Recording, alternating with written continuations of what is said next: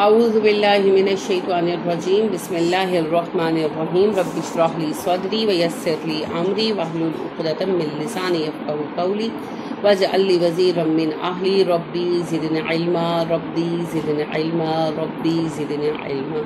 بسم اللہ الرحمن الرحیم، سورہ یوسف آیت نمبر 47 سے آج ہم پڑھیں گے۔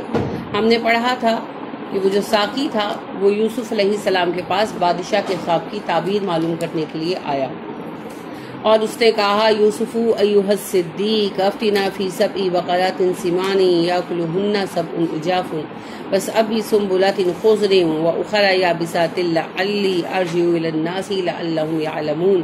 اے سچے یوسف، ہمیں اس بات کی تعبیر بتائیے کہ خواب دیکھا ہے ہمارے بادشاہ نے کہ 7 موٹی گائیں ہیں جنہیں 7 دبلی گائیں کھا گئیں اور 7 خوشے خشک ہیں، 7 خوشے سرسبز ہیں۔ میں یہ تعبیر آپ سے پوچھ کر جا کے لوگوں کو بتاؤں تاکہ لوگ آپ کے علمی مقام کو پہچان سکیں، جان سکیں۔ قال یوسف نے کہا تزرعون، تم اگاؤ گے، زراعت کرو گے، زیر عین زراعت کا لفظ آپ اردو میں عام استعمال کرتے ہیں، کھیتی اگانا۔ 7 سنین 7 سال دأباً متواتر، مسلسل 7 سال تک تم خوب کھیتیاں اگاؤ گے، خوب اچھا موسم رہے گا، خوشحالی رہے گی۔ فما، تو جو حسود تم کاٹو ہے، سود دال، حسود ہوتا ہے کاٹنا، حسید ہوتا ہے کٹی ہوئی فصل۔ حسود تم کاٹو گے، فذروہ، تو چھوڑ دینا اس کو۔ واو زال رے، ایک واو زے رے ہوتا ہے وزر، بوجھ ہوتا ہے، ایک واو زال رے وزر ہوتا ہے چھوڑنا۔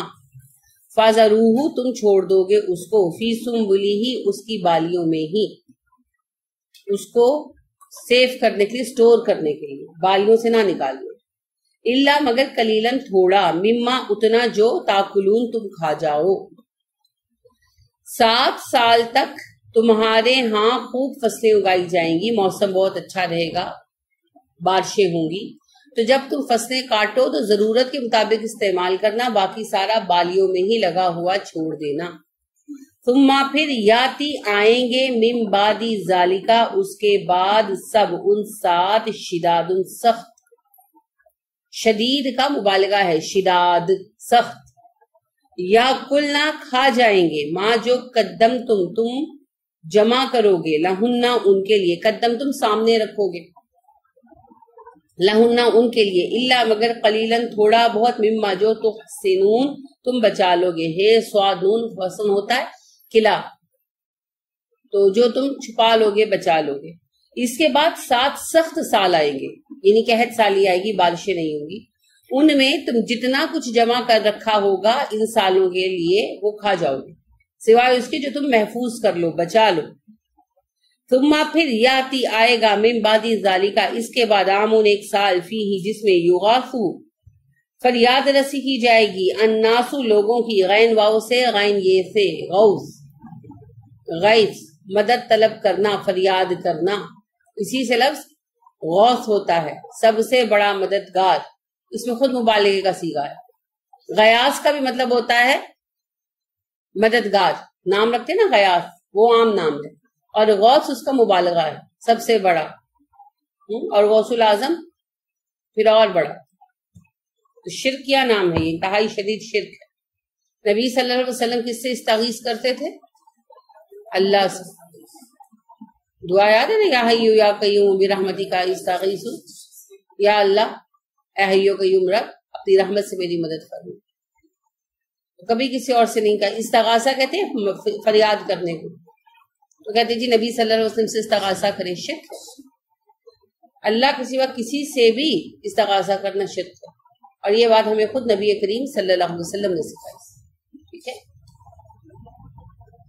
تو یغاث، فریاد رسی کی جائے گی، فریاد سنی جائے گی، الناس لوگوں کی، وفیہ، اور اس میں، یعصرون وہ نچوڑیں گے، وہی عین سواد رے سے جو آپ نے پیچھے بھی پڑھا ہے، عاصرون،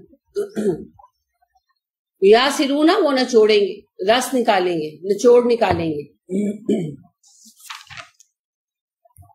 پھر اس کے بعد ایک سال آئے گا جس میں لوگوں کی فریاد سنی جائے گی اور وہ پھلوں کا رس نچوڑیں گے، یعنی اتنی باافراد بارشیں ہوں گی اور فصلیں اگیں گی کہ پھل عام ملیں گے اور لوگ رس نہ چھوڑیں گے. آپ کب رس نکالتے ہیں؟ جوس کب نکالتے ہیں؟ جب سستا ہو جاتا ہے، جب آپ زیادہ پھل خرید سکتے ہیں نا.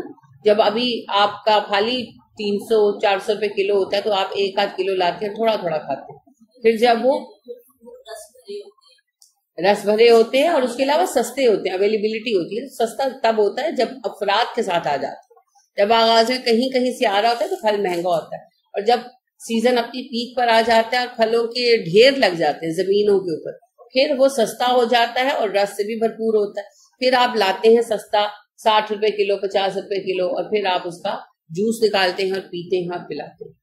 یہی عالم اس وقت بھی انہوں نے بیان کیا کہ ایک تو بارشوں کی وجہ سے پھل فصلیں خوب ہوں گی، رس والی ہوں گی، مٹھاس والی ہوں گی، اور دوسرا بافرات ہونے کی وجہ سے سستی بکیں گی تو لوگ گھروں میں لے جا کر پھل نکال کر پیے، جوس پھلوں کا نکال کر پیے. اب آپ نے اس میں نوٹس کیا یوسف علیہ السلام نے خواب کی تعبیر ہی نہیں بتائی، مسئلے کا حل بھی بتا دیا. کس قوم کے لیے؟ جس کے سربراہان نے بلا جرم انہیں قید میں ڈال رکھا ہے نا. اور دیکھا جائے تو کیا یہ بادشاہ کی کوتاہی نہیں تھی کہ اس کے وزیر اتنے سرکش تھے کہ بادشاہ کیل میں لائے بغیر ایک بے گناہ بندے کو قید میں ڈالا ہوا تھا. تو اس کے انتظام کی بھی تو کوتاہی تھی نا. لیکن یوسف علیہ السلام نے نہ صرف یہ کہ بغیر حجت کے خواب کی تعبیر بتا دی، بلکہ انہیں حل بھی بتا دیا. پہلا مقصد کیا تھا؟ احسان، کیونکہ وہ تو ہیں ہی محسن. عوام سے کیا دشمنی؟ جو لوگ بھوکم مرنے تھے، آپ کو کیا لگتا ہے قحط میں بادشاہ نے بھوکم مرنا تھا یا وزیروں نے بھوکم مرنا تھا؟ اگر ابھی بجلی کا مسئلہ ہے تو کیا ہمارے وزراء جھیل رہے ہیں اسے، یا ہماری جو ہے کیبنٹ جھیل رہی ہے؟ ہم جھیل رہے ہیں. بس ہم پر گزرتی مہنگائی سے متاثر ہم ہو رہے ہیں، قوت خرید ہماری ختم ہو رہی ہے. تو اگر کسی پر ظلم ہو رہا ہے تو اس میں براہ راست ہمارا کوئی عمل دخل اس وجہ سے نہیں ہے، ہمارے بس میں کچھ نہیں. تو ایسے ہی نام نہاد جمہوریت مصر میں بھی تو تھی. تو ٹھیک ہے طبقہ اشرافیہ ظالم تھا، مگر عوام کا کیا قصور؟ اور جو گزرنی تھی وہ جھیلنی تو عوام نے تھی. اور پھر سب سے بڑی بات یہ ہے، بدترین برائی کے بدلے میں بہترین نیکی لانا ہی تو احسان ہے. لہٰذا یوسف علیہ السلام نے ایک منٹ کے لیے بھی نہیں کہا، اس کو یہ بھی نہیں کہا کہ تمہیں اتنے سال بعد جب کام پڑا تب یاد آئی. یعنی آپ اپنے آپ کو رکھ کر سوچے تو ہم یہی کہتے ہیں نا، اب کام پڑا تو تمہیں میری یاد آئی، فوراً دے دیتے، اپنوں کو بھی دے دیتے. یعنی کسی نے کچھ عرصہ فون کال نہیں کی اور وہ کال کرتا ہے تو ہم کہتے ہیں اچھا آج کوئی کام پڑا میری یاد آئی، فوراً شرمندہ کر دیتے. تبھی تو پھر رابطے نہیں جڑتے، دل نہیں جڑتے، کیونکہ احسان کا رویہ نہیں ہے. ہم فوری طور پر حساب برابر کرتے تھے. یوسف علیہ السلام نے یہ بھی نہیں کہا کہ اتنا عرصہ اللہ کے بندے تجھے میری یاد بھی نہیں آئی. ہزاروں لوگوں نے پوچھا ہوگا کہ اس کا ہوتا ہے نا کہ بھئی کیسے چلا، اس کو کسی موقع پر یاد نہیں آئی. لیکن یوسف علیہ السلام نے کچھ بھی نہیں جتایا، فوری طور پر، کیونکہ مسئلہ سنجیدہ تھا. تو ایک لمحہ ضائع کیے بغیر اس کا حل بھی بتا دیا کہ اس طرح سے کرو کہ فصلیں اپنی محفوظ کرو تاکہ تم قحط سالی کے عرصے میں مسائل کو ہینڈل کر سکو. یہ ہوتا ہے احسان. اور اس میں ایک اور بڑی اہم چیز ہے، یعنی اتنے پہلو ہیں اس ایک واقعے کے اور یوسف علیہ السلام کی شخصیت کے. اتنی ہما گیر شخصیت ہے، ہما جہد شخصیت ہے کہ آپ جب غور کرتے ہیں ایک نیا پہلو سامنے آتا ہے. تو کل میں اسی پر سوچ رہی تھی تو میں یہ خیال آیا، ایک اور حوالے سے ہی خیال آیا. کسی کے کسی سوال کا تھا جواب جس پر میں سوچ رہی تھی، تب مجھے یوسف یاد آیا علیہ السلام. ہم لوگوں پر کوئی مسئلہ آتا ہے، ہم ساری نعمتیں چھوڑ دیتے ہیں اور اس ایک مسئلے کو لے کر بیٹھے رہتے ہیں اور روتے رہتے ہیں اور روتے رہتے ہیں اور روتے رہتے ہیں، اور نتیجہ یہ نکلتا ہے کہ غم کے مریض ہو جاتے ہیں، ڈپریشن کے مریض ہو جاتے ہیں، ہے نا. حالانکہ باقی سب کچھ ہوئی ہے. فار ایگزامپل فرض کریں اللہ نہ کرے کسی کا بچہ مر گیا، بڑا صدمہ ہے، چھوٹا نہیں ہے، لیکن 4 بچے اور زندہ موجود ہیں، ان کو آنکھ اٹھا کر بھی نہیں دیکھتے، شوہر موجود ہے، ساری نعمتیں گھر بار، ماں باپ بہن بھائی سب موجود ہیں، لیکن وہ جو ایک بچہ مر گیا اس کو لے کر اپنا وہ حال کرتے ہیں کہ زندہ بچے زندہ درگوری ہو جاتے ہیں. سب کہتے ہیں اپنے زندہ بچوں کو دیکھو، ہائے میں کیا کروں، میری آنکھوں کے سامنے تو اس کی تصویر ہی نہیں ہٹتی. یہی رویہ ہے نا ہمارے. اب آپ یوسف کو دیکھیں، پہلے مرحلے پر باپ چھن گیا جو اس قدر شفیق تھا، اور صرف محبت اور شفقت کی بات نہیں تھی بحیثیت نبی جس کے زیر تربیت تھے وہ معلم بھی چھین گئے، بہن بھائی سب چھین گئے، گھر بار چھین گیا، وقار اور آزادی چھین گئی، سب کچھ جاتا رہا، مگر یوسف نہ روتے ہیں، نہ پینک ہو کر بیٹھتے ہیں، نہ فریادیں کرتے ہیں، نارمل ہیں اور خوش ہیں۔ حالانکہ آپ مجھے بتائیں کون خوش ہو سکتا، لیکن شکر گزاری کا رویہ۔ اور نبی کریم صلی اللہ علیہ وسلم نے کہا تھا نا جب زینب کے بیٹے فوت ہو رہے تھے کہ ہماری آنکھیں رو رہی ہیں، ہمارا دل غمزدہ ہے، مگر ہم اپنی زبان سے وہی کہیں گے جس سے ہمارا رب راضی ہے۔ پھر اس کے بعد آپ دیکھیں دوسرا مرحلہ آیا، قید میں ڈال دیے گئے۔ اب قید میں بھی ڈالے گئے تو صدمے پر صدمہ ہے، مگر وہ وہاں بھی نارمل اپنا کام کر رہے ہیں۔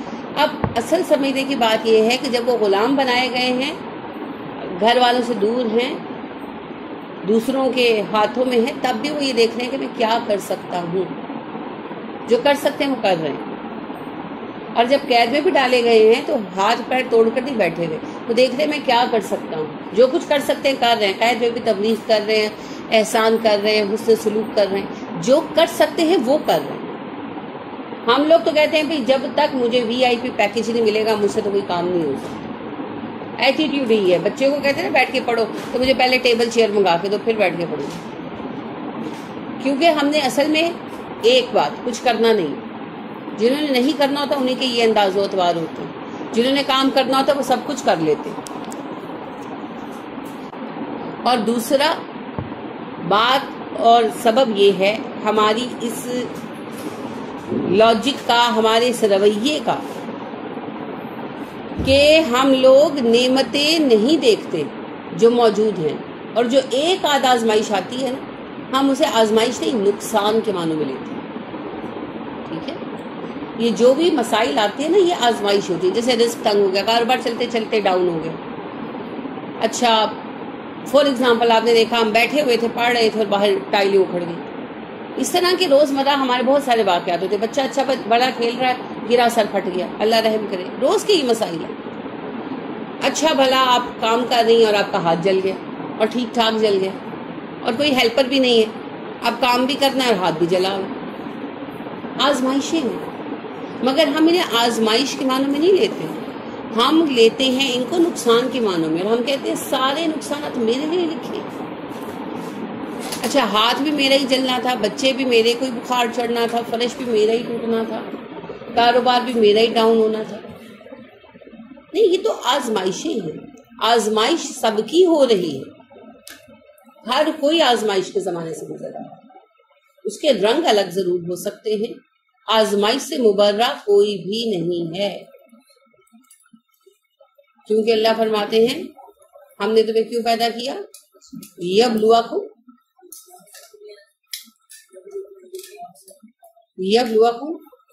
وما احسن عملا، تاکہ آزما کر دیکھیں کون ہے جو اچھے کام کر کے آتا ہے۔ تو یہ آزمائش تو ہوگی، جو آزمائش میں ثابت قدم رہے گا اسی کو ترقی ملے گی، اس کا درجہ بڑھا دیا جائے گا۔ اس کے بغیر جو ہے آزمائش میں ثابت قدمی کے بغیر ترقی نہیں ملتی۔ تو اس میں ہمارے لیے ایک بڑی نصیحت یہ ہے، جس نے کام کرنا ہے جتنا موقع جن حالات میں ملے وہ کام کرے گا۔ 100% پیکج پتہ نہیں زندگی میں کبھی ملتا بھی ہے کہ نہیں، ہو نو، کس کو پتہ ہے؟ کبھی ایسا ہوتا ہے کوئی کامیابی تک رہتا ہے، کوئی کبھی ممکن ہے نہ رہے، کچھ نہیں کہا جا سکتا ہے نا۔ تو لہٰذا ممکن ہو یا نہ ہو ہم نہیں جانتے، تو جب جہاں جس حالت میں بیٹھے ہیں جتنا کر سکیں اتنا کر لیں۔ اور دوسری بات یہ ہے کہ جب پریشانی آئے تو اسے آزمائش سمجھ کر اس کا مقابلہ کریں، امتحان سمجھ کر اس میں سے گزرے، ٹھیک ہے۔ فوری طور پر پینک ہونے کی، پریشان ہونے کی ضرورت نہیں ہے۔ اور جب کبھی پریشانی آنے لگے نا طبیعت پر، تو نعمتیں دیکھیں جو ہمارے پاس ہیں۔ آج ہر دوسرا بندہ ڈپریشن کا شکار ہے، ہر بندہ رو رہا ہے، ہر بندہ کمپلین کر رہا ہے. پتہ ہے کمپلین زیادہ کیوں ہے؟ لوگ کہتے ہیں نا آج کل ہر کوئی پریشان ہے، ہر کسی کے حالات خراب ہیں. کوئی انوکھا نہیں ہو رہا، ہمیشہ ایسے ہی رہا ہے. زندگی میں چیزیں سمودھ نہیں ہو سکتی کیونکہ زندگی امتحان گاہ ہے. اچھا، نبی کریم صلی اللہ علیہ وسلم کی زندگی میں کتنی چیزیں سمودھ ہو گئی تھی؟ کوئی ایک مرحلہ بتا دیں جب چیزیں سیٹل ڈاؤن تھی. کوئی مرحلہ ایسا نہیں. تو ہم میں کون سے سرخاب کے پر لگے؟ کس نے کہا نیکی کا مطلب یہ ہے کہ امتحان نہیں آئے گا؟ نہیں، آپ جتنا اپنے آپ کو اہل ثابت کریں گے کام بڑھے گا. کام بڑھنے سے پہلے آپ کا نیا ٹیسٹ ہوگا. ہر دفعہ آزما کر دیکھا جائے گا کہ نئے اور بڑے منصب کے لائق ہیں کہ نہیں ہیں. لہذا دنیا تو امتحان کے ساتھ ہی ہے. سمودھ لائف جنت میں ملنے والی ہے، دنیا میں نہیں ملنے والی. دنیا میں تو آپ اپنی خواہشات ہی نہیں، اپنے مقاصد بھی پورے نہیں کر سکتے. یعنی اگر فرض کریں کہ جیسے فرض کیا کریں، ہم چاہتے ہیں کہ ہم ایک یونیورسٹی بنائیں، پتہ نہیں بنتی ہے کہ نہیں بنتی. یہ مقصد ضرور ہے لیکن اس کی تکمیل ہمارے اختیار میں نہیں ہے. اسی طرح دنیا میں چیزیں اپنی اپنی جگہ پر سیٹل نہیں ہوتی، کبھی نہیں ہوتی. ایک مسئلہ حل کریں گے دوسرا سر اٹھائے گا. اسی کا نام زندگی ہے. پھر اب یہ سب کچھ بڑا ہوا کیوں لگتا ہے؟ نہ شکر گزاری کی وجہ سے. پہلے لوگوں کا رویہ شکر گزاری کا تھا، وہ اللہ کا شکر ادا کرتے اور نعمتیں دیکھتے تھے. ہم نہ شکر گزار ہو گئے اور ہم صرف اور صرف آزمائش کو بطور مصیبت دیکھتے ہیں. اسے آزمائش بھی نہیں نہ سمجھتے، اسے مصیبت سمجھتے. لہٰذا جملہ کہتا ہے کیا مصیبت ہے یار یہ ہو گیا. آزمائش تو مانتے نہیں، مصیبت مانتے. لہٰذا ہر بات کو ایک مصیبت کے طور پر اپنے سر پر سوار رکھتے. اور پھر ساری مسابقت بھی کس میں ہے نا؟ دنیا میں. فاستبقوا الخیرات تو رہا ہی نہیں، فاستبقوا الدنیا ہے. دنیا میں مقابلہ چل رہا ہے، وہ ویسے ہی تھکا دیتا ہے. نبی کریم صلی اللہ علیہ وسلم کہتے ہیں تمہارا رب کہتا ہے، یعنی حدیث قدسی ہے کہ اے میرے بندے اگر تو مجھے یاد رکھے گا تو میں تیری مشقت اٹھا لوں گا، اور تو میرے کاموں میں لگ جائے گا تو میں تیرے ہاتھ آزاد کر دوں گا، یعنی تمہیں فری کر دوں گا، اور تمہیں وہاں سے رزق دوں گا جہاں سے تمہیں گمان بھی نہیں ہوگا. اور تم مجھے بھول جاؤ گے اور میرا کام نہیں کرو گے تو میں تمہیں مشقت میں مبتلا کر دوں گا، تمہارے دونوں ہاتھ مصروف کر دوں گا اور تمہیں کچھ حاصل نہیں ہوگا.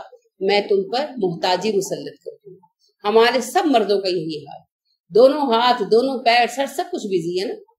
کھاتے وقت بھی فارغ نہیں ہے، اور رزق پھر گنا چنا ہے نا. یہ ہے مشقت بھی پڑ گئی اور اس کے باوجود رزق بھی بندہ ہو. اور اللہ کہتے ہیں میرے کام کے لیے فارغ ہو جاؤ گے نا، میرا کام کرو گے، میں تمہاری مشقت بھی اٹھا لوں گا، رزق بھی وہاں سے دوں گا جہاں سے تم نے گمان بھی نہیں کیا. تو ہم لوگوں کے ہاں نہ شکر گزاری اور دنیا طلبی کی وجہ سے یہ جو آزمائشیں ہیں مصیبتیں بن کر سامنے آتی. پھر ہم نے مساکین کی صحبت بھی چھوڑ دی. یہ بڑا اہم مسئلہ ہے. رشتہ داروں میں سے جو ذرا 4 پیسے والے ہو جاتے ہیں نا، غریبوں کو چھوڑ دیتے. ہیلپ کرتے رہتے ہیں، ملتے نہیں ہیں. حالانکہ مساکین کی صحبت میں بیٹھنے سے کیا ہوتا ہے؟ شکر گزاری آتی ہے. شکر گزاری آتی ہے. عاجزی کو سائڈ پر کر دیں. آپ کے گھر میں اے سی ہے، آپ اپنی خالہ کے گھر گئی، اپنی چچی کے گھر گئی جو غریب ہیں، ان کے گھر میں نہیں ہے، یو پی ایس بھی نہیں ہے. اب لائٹ چلی گئی، گھنٹہ گرمی میں بیٹھے، تکلیف ہوئی، اب ریئلائز ہوا اللہ نے کتنی نعمت دی ہے، میرے گھر میں تو یو پی ایس ہے نا. تو پھر دل میں تشکر آتا ہے.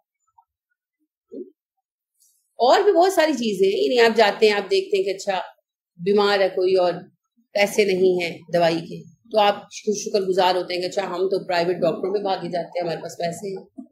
گرمی میں آپ دیکھتے ہیں کہ ان کا بیٹا یا ان کا شوہر جو ہے وہ مسافت طے کر کے آ رہا ہے اور پسین ہوا ہوا ہے، تو آپ شکر ادا کرتے ہیں اچھا میرے پاس تو گاڑی ہے. تو آپ ان میں بیٹھتے ہیں. کیوں نبی صلی اللہ علیہ وسلم مساکین کی صحبت پسند فرماتے تھے؟ شکر گزاری آتی ہے. اور جب اپنوں سے زیادہ اونچوں میں جا کر بیٹھتے تو کیا ہوتا ہے؟ محرومی آتی ہے. اور محرومی کا نتیجہ نہ شکری، اس کے پاس یہ ہے میرے پاس یہ نہیں ہے. ہمارے یہی تو حال ہے. بہن کے گھر گئے اور آ کر شروع ہو گئے، اس نے یہ جوڑا بنایا میرے پاس نہیں ہے. جٹھانی کے پاس گئے، اس نے یہ چوڑیاں لی ہیں میرے پاس نہیں ہے. نند کے پاس گئے، اس نے یہ جو ہے فریج لیا ہے یا فریزر لیا اور میرے پاس نہیں ہے، اور لگے ہوئے ہیں، غمگین ہو رہے ہیں اور تڑپ رہے ہیں اور ڈھونڈ رہے ہیں راستے اور کمیٹیاں ڈال رہے ہیں. اچھا وہاں سے غم لے کر آتے ہیں، پھر بھی انہی کی صحبت میں جاتے ہیں، اور جہاں سے شکر لے کر آتے ہیں ان کی صحبت پسند نہیں کرتے. اسی لیے نبی صلی اللہ علیہ وسلم نے جو خواب میں بھی اللہ نے دعا سکھائی ہے نا، نبی صلی اللہ علیہ وسلم کو خواب میں اللہ کا دیدار ہوا اور کفارے بتائے گئے، بلندی درجات بتائی گئی اور دعا سکھائی گئی. تو اس میں ایک جملہ نہیں، اللہم انی اسألک حب المساکین، مساکین کی محبت مانگتا ہوں. کیوں مانگی مساکین کی محبت؟ ان کے ساتھ بیٹھوں اٹھوں، شکر گزاروں میرے، نہ شکری نہ آئے میرے اندر، اور تکبر بھی نہیں آئے گا، انشاءاللہ دل جھکا رہے گا. تو اس لیے کہا گیا تو صحبتیں بدلے، ذہن بدلے، غریب رشتہ داروں سے ملا کریں، ان کے پاس جایا کریں، ان کے گھر میں وقت گزارا کریں. آپ کو پتہ لگے گا کہ آپ کس حد تک بلیسڈ ہیں. سنجیدگی کی بات کر رہی ہوں. میں اپنی ایک عزیزہ کے گھر گئی، پچھلے سال کی قریباً بات ہے، تو بڑا اچھا دن گزرا ان کے ساتھ. کھانے کے وقت میں وہ اپنی بیٹی سے مشورہ کرنے لگی. میں وضو کرنے کے لیے گئی تھی تو وہ پیچھے سے بات کر رہی تھی، میں آ گئی مین بھائی. تو وہ یعنی اس سے ڈسکس کر رہی تھی میرے پاس اتنے پیسے ہیں تو اتنے پیسوں میں کون سی سبزی آ جائے. یعنی لوگ اس حالت میں بھی جی رہے ہیں، اور ہم بیگ اٹھاتے اور چلے جاتے ہیں اور وہاں جا کر دیکھتے ہیں یہ بھی ڈال دو، یہ بھی ڈال دو، یہ بھی ڈال دو، یہ بھی ڈال دو، یہ بھی ڈال دو. اچھا آم 200 روپے کلو، کوئی بات نہیں، خیر ڈال دو. پھر بعد میں اتنا بل بنائیے لو، پھر کبھی دل میں شکر گزاری نہیں. ہمیں کون سے سر خواب کے پر لگے اور ان میں کون سی کمی ہے. اللہ کے ہاں پتہ نہیں لوگوں کا کتنا مقام، کتنا مرتبہ. تو اس طرح بھی زندگی گزرتی ہے، ایسے بھی ہوتا ہے، یہ بھی زندگی کے حالات ہیں. تو ان کے پاس جایا کریں، ان کے پاس رہا کریں، ان کے حالات دیکھا کریں، پھر دل میں تشکر آئے گا. الحمدللہ اللہ آپ نے اتنا دیا ہے، ہم نے تو کبھی سوچا ہی نہیں، آپ نے اتنا دیا ہے، ہمیں اتنا نوازا ہوا ہے، تب دل سے تشکر آئے گا. مدد کا جذبہ بھی جاگتا ہے. بالکل آپ صحیح کہہ رہی ہیں، لیکن سب سے بڑی بات یہ ہے کہ اپنے لیے تشکر پیدا ہو. یعنی یہی آپ بات دیکھ لیں کہ وہ بیچارے پتیلے بھر بھر کے بڑھاپے میں بھی چولہوں پہ رکھ کے گرم کرتے ہیں، پھر جا کے مکس کرتے ہیں، پھر نہاتے ہیں. ہم جاتے ہیں گیزر چلاتے ہیں اور نہا کے آ جاتے ہیں. یعنی نعمت ہے نا، کتنی بڑی نعمت ہے. الحمدللہ ہم سے تو اب پتیلا اٹھایا بھی نہ جائے، عادی نہیں نا ہے، اٹھایا بھی نہ جائے. تو وہ اس بڑھاپے میں بھی پتیلے اٹھا کے پہلے چولہے پہ رکھنا، پھر اس کو بالٹی میں ڈالنا، پھر بالٹی اٹھا کے واش روم تک لے کر جانا، پھر پانی مکس کرنا، اور پھر جو ہے اس کو استعمال کرنا. تو نعمتیں نعمتیں نعمتیں ہی نعمتیں، ماشاءاللہ. تو یہ اس وجہ سے حب المساکین کی دعا سکھائی ہمارے رب نے ہمیں. اور ہمارا حال یہ ہے کہ 4 پیسے آ جائیں تو غریب رشتہ داروں سے ملتے نہیں. میں نے اکثر لوگوں کو دیکھا ہے مدد کرتے ہیں، ملتے نہیں ہیں. ان کے گھر جائیں، ان کے گھروں میں ان کے پاس بیٹھیں، ان کے ساتھ وقت سپینڈ کریں.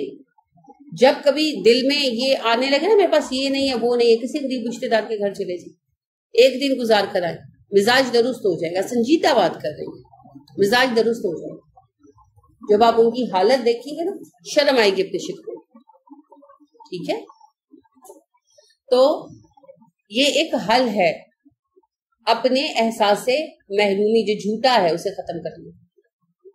اور باقی یوسف علیہ السلام کی اس قصے کے اندر اہم بات یہ ہے جتنا کام کر سکتے ہیں جس ماحول میں اتنا کام کریں. یہ نہ انتظار میں بیٹھے رہیں کہ جب مجھے بادشاہت ملے گی تب میں کام کروں. احمقانہ سوچ ہے. جلا سکو تو جلاؤ تم آرزو کے دیے، سحر کی راہ نہ دیکھو سحر ملے نہ ملے. کسے پتا ہے کون جیتا ہے تیری زلف کے سر ہونے تک. تو جب تک ہے کام کرتے جائیں. لہٰذا یوسف علیہ السلام نے احسان عظیم کا رویہ شو کرتے ہوئے نہ صرف خواب کی تعبیر بتا دی بلکہ اس کا حل بھی بتا دیا. وکالا کہا الملک، بادشاہ نے ایتونی بھی، لے کر آؤ اس کو میرے پاس. फौरन लाओ। अता यातू से है। अब देखिए ये दुनिया बिल्कुल अलग लफ्ज है आपके लिए, बिल्कुल नई शक्ल है। उसे मेरे पास लेकर आओ। फलम्मा फिर जब जा आहू आ गया उसके पास रसूलू पैगाम रसा कासिद। कौन आए? वही जो है साकी। काला यूसुफ ने कहा इर्जी वापस जाइए, इला रब्बी का अपने आका के पास, फसअल हूँ उनसे पूछिए, माँ क्या बालू हाल है, बे वाव लाम से है, ठीक है। वबाल का लफ्ज भी आप बनाते हैं इससे, तो बाल क्या मामला, क्या किस्सा, क्या चक्कर है। अन निस्वती औरतों का, अल्लती जिन्होंने कत्वाना काट लिए, काफ तो यैन काटना, आई दिया हुन्ना अपने हाथ यद से, हुन्ना जमीर है। आप वापस जाइए और अपने आका से ये सवाल कीजिए कि पहले वो ये पता चलाएं जिन औरतों ने अपने हाथ काटे थे उनका किस्सा क्या था। अब यूसुफ ने ये बात सामने रखी। यहां भी बाइबल में बड़ा तजाद है। बाइबल कहती है कि जब उसने आकर कहा कि यूसुफ चलो, तो यूसुफ तुम्हारे खुशी के नहाल हो गए और भागे आए और बादशाह के तख्त की सीढ़ियां चढ़कर बादशाह की कदम बोसी की और यानी कि बड़ा शुक्रिया वगैरह अदा किया। लेकिन हम कुरान में ही देखते हैं कि यूसुफ ना सिर्फ ये कि साबिर थे बल्कि बड़े अज़्म वाले थे। ये बड़े अज़्म की बात है, बड़े अज़्म वाले थे। इसी बात की तकरीम करते हुए हमारे नबी सल्लल्लाहु अलैहि वसल्लम कहते हैं कि अल्लाह रब्बे करीम यूसुफ पर रहम करे, वो बड़े अज़्म वाले थे। अगर मैं यूसुफ की जगह होता तो पहले ही पैगाम पर शायद बाहर आ जाता। यानी आप इसका माना ये नहीं आप ऐसा करते, आप खुद बड़े अज़्म वाले थे, मगर आप यूसुफ के अज़्म की तारीफ कर रहे हैं और तस्दीक कर रहे हैं कि बड़े अज़्म वाले थे। अज़्म की बात है। आप देखें, आपने सफर किया होगा कभी जहाज में या गाड़ी में, तो 8-10 घंटे बंद कर बैठना पड़ता है, कितना मुश्किल लगता है ना। इसीलिए सफर हर हाल में सफर है। आप बिजनेस क्लास में क्या यानी एक क्लास में भी सफर करें ना, तो जो बैठना है 10-12 घंटे सीधा, और आप खड़ा कितना हो सकते हैं और लेट कितना कर सकते हैं, लाख VIP हो क्लास, तो क्या होता है आप थक जाते हैं, टूट जाते हैं। और जब जहाज रुकता है या गाड़ी रुकती है तो सबसे पहले आप क्या चाहते हैं, बाहर निकले, और बाहर निकल कर बॉडी स्ट्रेच करते हैं, है ना। तो एक बंदा जो कैद में पड़ा है उसको कितनी जिस्मानी और ज़हनी तकालीफ होंगी, तो वो बाहर निकलने पर कैसा खुश होगा। लेकिन इंतहाई अज़्म के साथ यूसुफ कहते हैं नहीं, पहले आप उस केस को चेक करें जिसकी बिना पर मुझे कैद में डाला गया। अब यूसुफ दरबार में आया करते थे, लेकिन उस वक्त यंग लड़के थे और एक साहब के गुलाम की हैसियत से आते थे, तो बादशाह की नजरों में कोई खास जगह नहीं थी। लिहाजा यूसुफ ने कहा कि अब पहले आप इस केस की तहकीक करें, क्योंकि अब बादशाह ने बुलाया ना, मेरे पास लेकर आओ। तो अब बादशाह की नजरों में क्या मकाम होता है। अच्छा, वो यूसुफ जिसने अपने आका की बीवी के साथ फिजिकल रिलेशन बनाने की कोशिश की और जो वजीरों की बीवियों पर डोरे डाला करता था, तो फिर वो अपनी औरतों के बारे में क्या सोचता यूसुफ के एतबार से। तो इसीलिए यूसुफ अलैहिस्सलाम ने कहा नहीं, पहले उस केस की तहकीक करा। इन्ना बेशक रब्बी, मेरा रब भी कई दिहिन्ना, उनकी चाल से अलीमुन वाकिफ है। मेरा रब, मेरा अल्लाह तो उन औरतों की चाल से बाखूबी वाकिफ है। तो अब वो केस खुल जाए। तो एक वक्त आता है जब सच्चाइयां सामने आ जाती है, शोर मचाने की जरूरत नहीं होती, सच का अपना मकाम होता है और सच खुलकर उभर कर सामने आता है। बस थोड़ा सब्र रखना चाहिए, थोड़ा हौसला रखना चाहिए। असल में मसला ये होता है, हम कहते हैं आज अभी इसी वक्त सब कुछ साबित हो जाए, लिहाजा हम चीखम धाड़ मचा देते हैं। कुछ नहीं होगा, खुद बहुत साबित हो जाएगा। जैसे फर्ज करें कोई बहू आई है, सास पसंद नहीं करती, बदमिजाज है, हर किसी ने कहती बड़ी फोहड़ है, बड़ी बदसलीका है, खाना भी नहीं आता बनाना, सफाई भी नहीं करनी आती। अच्छा, कब तक झूठ बोलेंगी। जैसे जैसे कोई घर आएगा वो देखेगा अच्छा घर भी साफ है, अच्छा खाना भी पक गया, खाना मजे का भी है, झूठ साबित हो जाएगा ना। 1 दफा 2 दफा 4 दफा लोग जान जाएंगे सास झूठ बोल गई, खुद बहुत सच साबित हो जाएगा। कोई जरूरत नहीं लड़ने झगड़ने की, चीजों को अपने वक्त पर साबित होने का मौका तो दे। या कोई आपके बारे में कहता है कि भाई आप वहाबी हैं, आप गुस्ताखे रसूल हैं, माज़अल्लाह, चुप कर जाए, सब्र करें। कभी तो अगला आपसे आकर पूछेगा ना, जब वो आपके पास आकर बैठेगा, आपकी बात सुनेगा, खुद ही जान जाएगा आप कितना गुस्ताखे रसूल हैं, माज़अल्लाह, खुद बहुत पता चल जाएगा। 1 मिनट लगता है जांचने। लिहाजा अपना काम करते जाएं और सच को साबित होने का मौका दें। سچ خود بخود جھوٹ سے الگ ہو جاتا ہے. ٹھیک ہے. کالا بادشاہ نے کہا ماں کیا خطبکنہ معاملہ ہے تمہارا. خطوے بے خطاب بھی اسی سے ہے, خطبہ بھی اسی سے ہے. کیوں کہتے ہیں خطاب یا خطبہ؟ کسی معاملے پر بات کی جاتی ہے. ٹھیک ہے, تو اسی سے ہے معاملہ. کنہ تم عورتوں کا, اس جب راوتنہ پھسلانا چاہا تم نے, مائل کرنا چاہا تم عورتوں نے, یوسف کو عن نفسہ اپنی جانب. بتاؤ تمہیں کیا معاملہ پیش آیا ہے خواتین جب تم نے یوسف کو اپنی طرف مائل کرنا چاہا. یعنی اب بادشاہ نے کیس ری اوپن کیا اور ساری خواتین جو متعلقات تھیں انہیں دربار میں حاضر ہونے کا حکم ملا اور دربار میں کیس کی سنوائی ہوئی. اب ابتدائی گواہیوں سے یہ بات ثابت ہو گئی کہ خواتین یوسف کو اپنی طرف مائل کرنا چاہتی تھی. کس نے گواہی دی ہوگی؟ غلاموں نے, کنیزوں نے, جو نامہ و پیام لے کر آتے تھے. تو ان کے ذریعے ابتدائی بات تو ثابت ہو گئی کہ یہ کوئی دودھ کی دھلی خواتین نہیں ہے کہ پردے میں بیٹھی رہتی تھی اور جا جا کے معاذ اللہ یوسف ان کو کوئی چھیڑتے تھے. یہ خود یوسف کی طرف نامہ و پیغام بھیجتی تھی اور انہیں اپنی طرف راغب کرنے کی کوششیں کرتی تھیں, ہر ممکن جو کر سکتی تھی. اب وہاں پر اگلا سوال یہ جنریٹ ہوا, کھڑا ہوا کہ اچھا یوسف کو تم ورگلانے کی جب کوشش کر رہی تھی تو یوسف کا رویہ کیا تھا؟ یوسف مائل ہوئے, انہوں نے تم لوگوں کو پازیٹیو آنسر دیا, تمہارے ناموں و پیام کا کبھی جواب دیا؟ کیا رویہ تھا یوسف کا؟ کلنا سب نے کہا. اب یہ وہ ساری خواتین ہیں جو دعوت پر بلائی گئی تھی. یعنی کہ اب دیکھیے کہ پورا کا پورا آوے کا آوا ہی بگڑا ہوا تھا. سب وزراء کی بیگمیں, طبقہ اشرافیہ کی عورتیں, سب کی سب آوارہ تھی. کلنا کہنے لگی حاشا للہ, اللہ کے لیے پاکی ہے. نہیں جی, ماشاء اللہ اور لفظ ہے, حاشا اور لفظ ہے, اس کی روٹ ہے واو شین ہے, ہے واو شین. پاکی کے معنوں میں آتا ہے. اصل میں یہ عربی کا لفظ نہیں ہے, عربی اوریجن سے نہیں ہے یہ لفظ. جی جی, اسی لیے آپ کو لگ رہا ہے.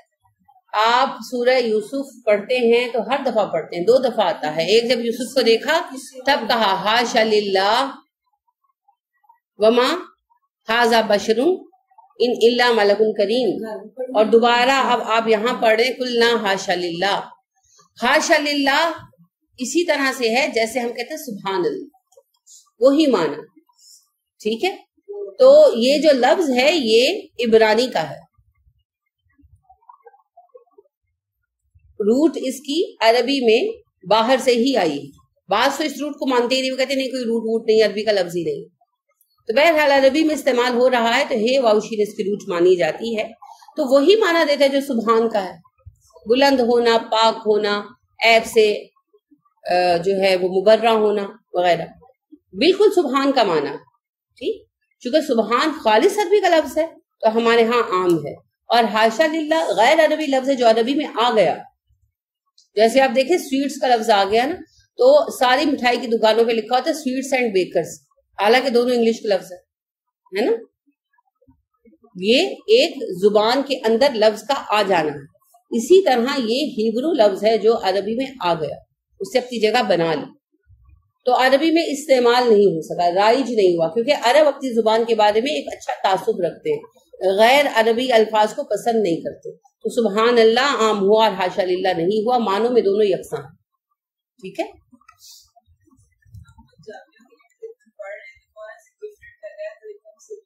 بالکل بالکل, عربی میں یہ خوبی ہے, عربی میں یہ خوبی ہے. آپ بالکل صحیح کہہ رہی ہیں. آپ عربی میں کوئی ایسا لفظ پڑھیں جو عربی کا نہ ہو, فوراً آپ کو اوپرا محسوس ہوتا ہے. آپ کو صرف عربی کی تاثیر تھوڑی سی سمجھ آنے لگے نا, اور قرآن پڑھنے والا کو آتی ہے تو فوراً پتہ چلتا ہے. تو عربوں کو تو چبھ جاتا ہے نا, عربوں کو تو چبھ جاتا ہے, اور یہ بڑی اچھی خوبی ہے. ہم لوگوں میں نہیں ہے نا یہ خوبی, ہم اپنی زبان کے معاملے میں متصب نہیں ہے پازیٹیو, تو لہٰذا ہم ہر لفظ کو اردو میں ڈال دیتے ہیں اور اردو کا ہم نے ستیہ ناش کر دیا. لہٰذا اردو انگلش مل کر ایک منگلش سی بن گئی ہے, اور جہلا کی زبان ہے جو ہمارے بچے بولتے ہیں, وہ چیئر تو اٹھا لاؤ, کیا بے وقوفانہ بات. تو اسی طرح وہ ڈور کلوز کر دو,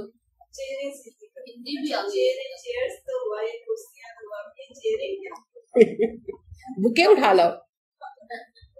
اگلے دن بھی بچی کہہ رہی تھی وہ ذرا بکے دینا, میں نے کہا بکے خود ہی جا کے اٹھاؤ.